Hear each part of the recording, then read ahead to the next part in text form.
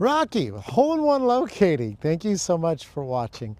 We have been doing a series of videos on the theory behind utility locating. And we have covered in previous videos direct connection, circuits, current, how to close that circuit, and the problems with using the earth as your return path that come along with that. So now we're going to cover something a little bit different, the ring clamp. Most of you who have a locator have seen it, have used it. You can see here that I've wrapped it around a wire, and if you follow this wire, it's just a loop. We've just tied it to itself. So this wire is going to act as our circuit.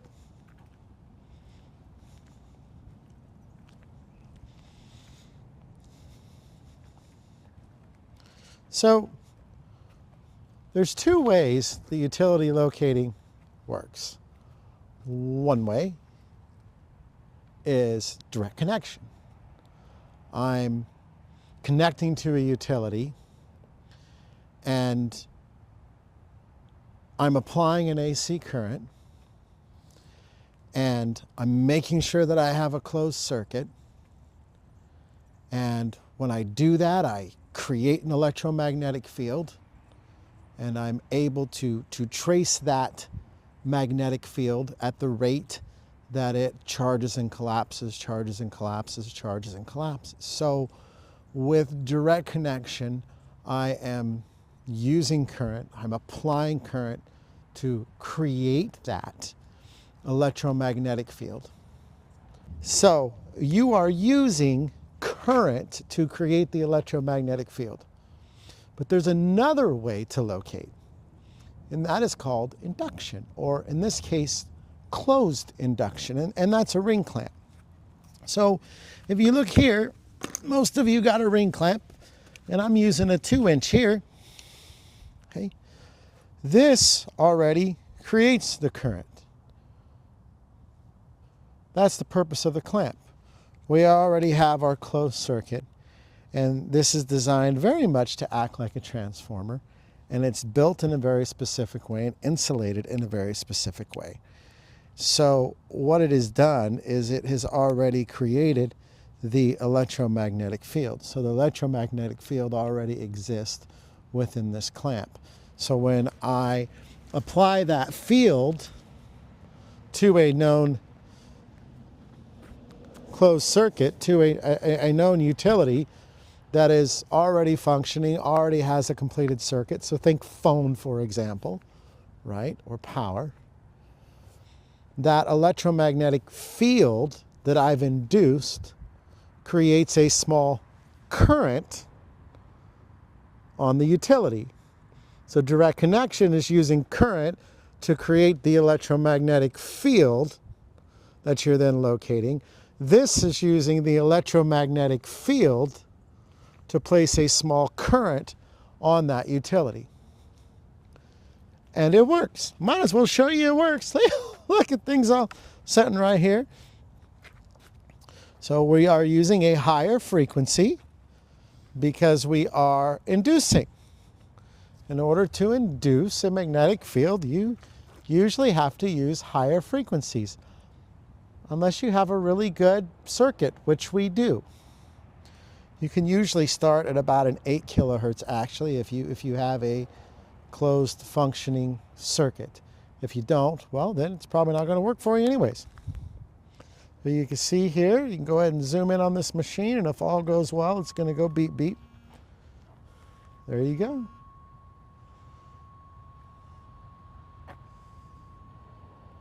Uh, 281 milliamps. Does that work for you?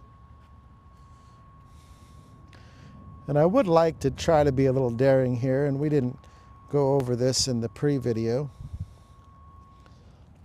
I always hear that you can't induce on 8. Here we go.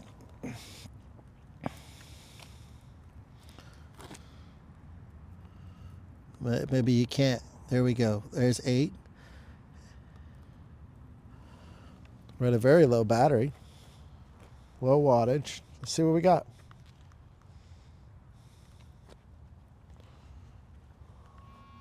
Here you go.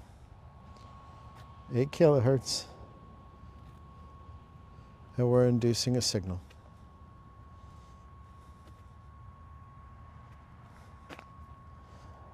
So everything in locating is about current.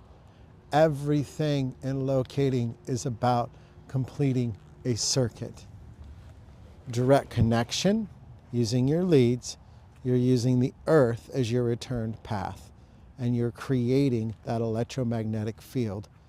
This, you already have the electromagnetic field within that clamp, and you're inducing a small amount of current onto the utility. I'd like to point out something in that. Which one should you use first? You often hear always use direct connection. But remember, in direct connection, we had our earth demo and we learned that using the earth as your return path has a few problems. One, anything grounded to that utility you can bleed off on. Anything parallel to it in the earth you can bleed off on, because all those things are bonded to the same thing you are, which is the earth. I don't have the earth here, do I? I don't have that bucket here. We don't have that demonstration here.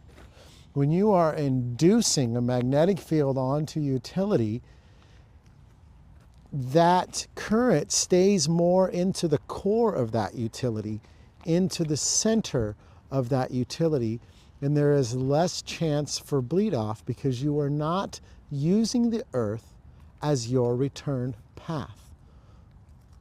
So if at all possible, let's use ring clamp first before direct connection.